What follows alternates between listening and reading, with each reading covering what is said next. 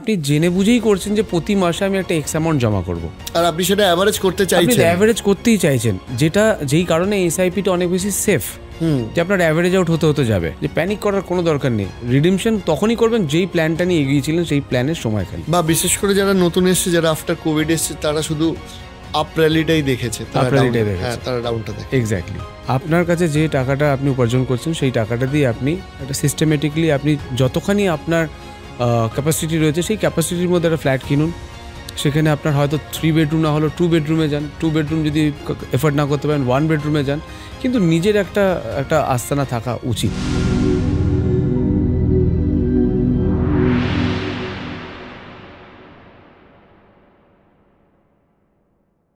যে মার্কেটটা যেই নেমে পড়লো, সঙ্গে সঙ্গে আমি টাকাটা রিডিম করে নিলাম। ইনফ্যাক্ট কোন কোন ট্রেন্ড থেকে তারা রিডিম করে আমি আপনাকে বলছি, যে তারা মনে করে যে মার্কেটটা এক সপ্তাহ পড়েছে মানে পরের সপ্তাহে আরও পড়বে, আমি একদম লাস্ট পয়েন্টে গিয়ে টাকাটা ইনভেস্ট করব, তাতে আমার আরও রিটার্ন বাড়বে।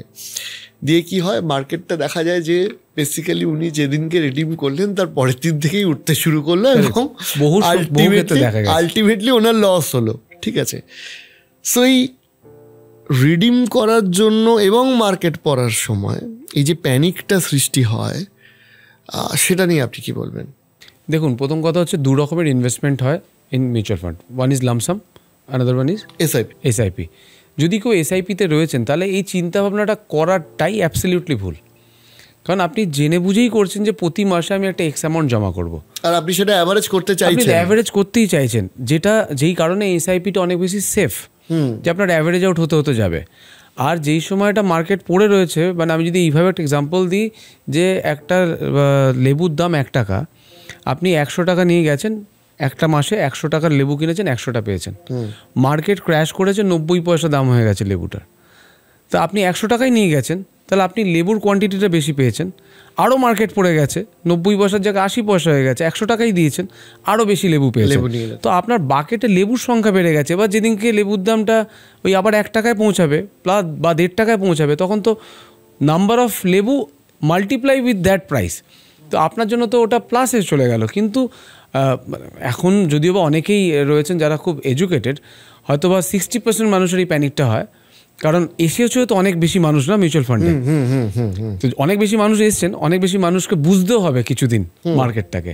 সো আমরা তাই জন্য সবসময় মেসেজটা দিতে চাই যে প্যানিক করার কোনো দরকার নেই। রিডিমশন তখনই করবেন যেই প্ল্যানটা নিয়ে এগিয়েছিলেন সেই প্ল্যানের সময় খালি। বা বিশেষ করে যারা নতুন এসছে, যারা আফটার কোভিড এসছে, তারা শুধু আপ র্যালিটাই দেখেছে, তারা ডাউনটা দেখে। এক্স্যাক্টলি। এবার আপনি যে রিডিমশনের কথা বললেন, 2টো কারণে মানুষ ইন জেনারেল ফান্ড রিডিম করে তার গোল থেকে সরে গেলে। এক হচ্ছে এমার্জেন্সি, সেটা সম্পর্কে আপনি বললেন। দ্বিতীয়ত হচ্ছে বাড়ি কেনার সময়, মানে প্ল্যান ছিল একটা ফান্ডকে আমি 20 বছর চালাবো, কিন্তু তারপরে একটা সময় এলো 5 বছর 4 বছর বাদে যখন একটা বাড়ি কিনতে হবে, তখন তিনি কি করলেন, ওই ফান্ডটা রিডিম করে নিলেন, বাড়িটা কিনলেন এবং ইনভেস্টমেন্ট গায়া। তো ঘটনাটা হচ্ছে যে এখন একটা ট্রেন্ড এসছে যে ভাড়া বাড়িতে থাকা ভালো। আমার বক্তব্য বা প্রশ্ন হচ্ছে, আপনার মতে কি ভাড়া বাড়ি নাকি রিয়েল এস্টেট ইনভেস্টমেন্ট হিসেবে কেনা বাড়ি, কোনটা বেটার? দেখুন, অনেকের মুখে শুনছি আজকাল যে ভাড়া বাড়িতে থাকা নাকি বেটার দ্যান নিজের বাড়িতে থাকা, যে ইএমআইটা দেবো সেই ইএমআইটার থেকে আমি ইনভেস্ট করলে বেটার। আমার প্রথম প্রশ্ন হচ্ছে যে বিং আ অ্যাচিভার, আমি একজন অ্যাচিভার হয়ে জন্মেছি, আমি একটা অ্যাটলিস্ট অ্যাচিভমেন্ট রাখবো লাইফে, যে আমার একটা নিজের বাড়ি রইল। কারণ আমার পরের যে জেনারেশনটা রয়েছে সে বলতে অন্ততপক্ষে প্রাউড ফিল করবে যে আমার বাবা আমার জন্য একটা বাড়ি রেখে গেছে তার স্মৃতি হিসাবে। তো এই কনসেপ্টটাকে আমি বিলিভ করি না। আপনার কাছে যে টাকাটা আপনি উপার্জন করছেন সেই টাকাটা দিয়ে আপনি একটা সিস্টেমেটিকলি আপনি যতখানি আপনার ক্যাপাসিটি রয়েছে সেই ক্যাপাসিটির মধ্যে একটা ফ্ল্যাট কিনুন। সেখানে আপনার হয়তো 3 বেডরুম না হলো 2 বেডরুমে যান, 2 বেডরুম যদি এফোর্ড না করতে পারেন 1 বেডরুমে যান, কিন্তু নিজের একটা আস্তানা থাকা উচিত। সেই জায়গায় বলবো যে আপনার যদি সেই জায়গায় বলবো যে আপনার যতটা ক্যাপাসিটি সেই অনুযায়ী একটা ইএমআই সেট করুন, করে একটা প্রপার্টি নিজের জন্য বিল্ড করুন, যেটা আপনার বেসিক থাকার জন্য। পরবর্তী প্রজেক্টটা, মানে ধরুন আপনি মনে করলেন যে আমি যেটা রয়েছি সেটা ঠিক আছে, এই বাদেও আমি একটা সেকেন্ড ফ্ল্যাট বা সেকেন্ড বাড়ি কিনবো, সেটা কতখানি ওয়াইজ সেটা আমার কাছে অবশ্যই উত্তর রয়েছে, কারণ সেটা হয়তো বা ওইভাবে ওয়াইজ নয়। দেন আমি বলবো সেটা যদি আপনি লিকুইডিটিতে রাখেন রাদার ইন মিউচুয়াল ফান্ড, সেটা অনেক বেটার সলিউশন। কারণ হঠাৎ যদি কোনো ইমার্জেন্সি কিছু হয়, একটা ফ্ল্যাট বিক্রি করা যতটা টাফ ততটা টাফ নয় আপনার ইনস্ট্রুমেন্ট লাইক মিউচুয়াল ফান্ড। সেটা আপনি যখন তখন চাইলে আপনি রিডিমশন করতে পারেন। মানে মোদ্দা কথা যে আমার যদি নিজের থাকার বেসিক যে প্রথম বাড়িটা লাগে সেটা যদি না থাকে, কারণ যেহেতু বাড়িতে একটা ইমোশন থাকে, তাহলে আমি বাড়িটা কিনবো। যদি সেই বাড়িটা আমার কাছে থাকে তাহলে আর একটা ফ্ল্যাট কেনাকে যেন আমি একটা ইনভেস্টমেন্ট হিসাবে না দেখি, তার থেকে বরঞ্চ ওই ফ্ল্যাটের ইএমআইটা আমি এসআইপিতে দেবো, বেটার হবে। ঠিক, একদমই বোঝা গেল।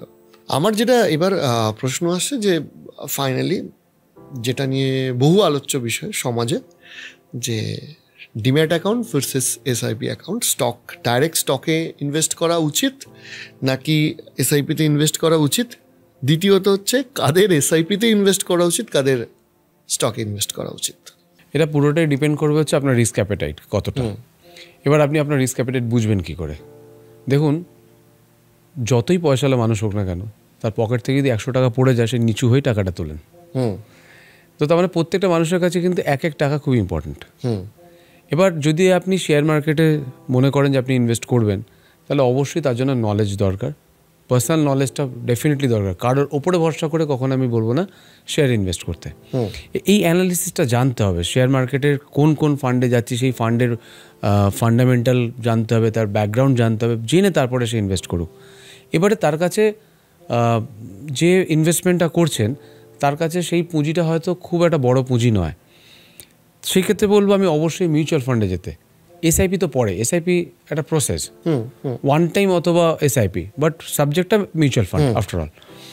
এবার আমার কাছে রয়েছে 1 লক্ষ টাকা, এটাই আমার কাছে জমানো পুঁজি দীর্ঘদিনের, এবং যে পুঁজিটা হয়তো বা আমার কাছে খুব একটা পিঞ্চ করে না আমাকে, সেই টাকাটা নিয়ে আমি যদি লসও করে ফেলি, আমাকে যদি সেই টাকাটা কোনোভাবে দুঃখ না দেয়, কোনো রকম বাজে স্বপ্ন না আসে রাতে, তাহলে আপনি নিয়ে যেতেই পারেন মার্কেট ইনভেস্ট করতে, মানে শেয়ার মার্কেট ইনভেস্ট করতে। এবার কেন যাবেন বা কেন যাবেন না, আপনি কিসের জন্য যাচ্ছেন? 1 লাখ টাকাটাকে প্লাস করতে যাচ্ছেন, রাইট? তো আপনার কাছে যদি আরেকটা অপরচুনিটি থাকে যে আপনার হয়ে একটা বড় টিম কাজ করবে, এবং আপনার ওই 1 লক্ষ টাকা অনেকগুলো কোম্পানিতে আপনি ডিস্ট্রিবিউট করতে পারেন। কারণ আপনি যদি লার্জ ক্যাপ টাইপের কোনো ইনস্ট্রুমেন্টগুলোতে যদি আপনি যদি শেয়ার কিনতে চান, তাহলে আপনার কাছে 1 লক্ষ টাকা ইজ নাথিং। এবার 1 লক্ষ টাকায় আপনি যে ইনভেস্টমেন্টটা করলেন তার গ্রোথ সেইভাবে পেলেন না যেটা আপনার হওয়া উচিত ছিল, আরও অনেক বেশি ইন মিউচুয়াল ফান্ড। কেন? এখানে রিস্ক ডিস্ট্রিবিউশনটা অনেক বেশি থাকে। আপনি লার্জ ক্যাপেও যেতে পারছেন, আপনি মিড ক্যাপেও যেতে পারছেন, আপনি স্মল ক্যাপেও যেতে পারছেন, আপনি হাইব্রিডেও থাকছেন মানে ডেট ফান্ডও যেতে পারছেন, মাল্টি ক্যাপে যেতে পারছেন। মানে মাল্টি ক্যাপ বলতে আমরা এখন সকলেই জেনে গেছি, তাও একবার আমি বলি, সেখানে আপনার রিয়েল এস্টেটও থাকবে, ব্যাঙ্কও থাকবে, আপনার কি বলবো, রিয়েল এস্টেট, ব্যাঙ্ক,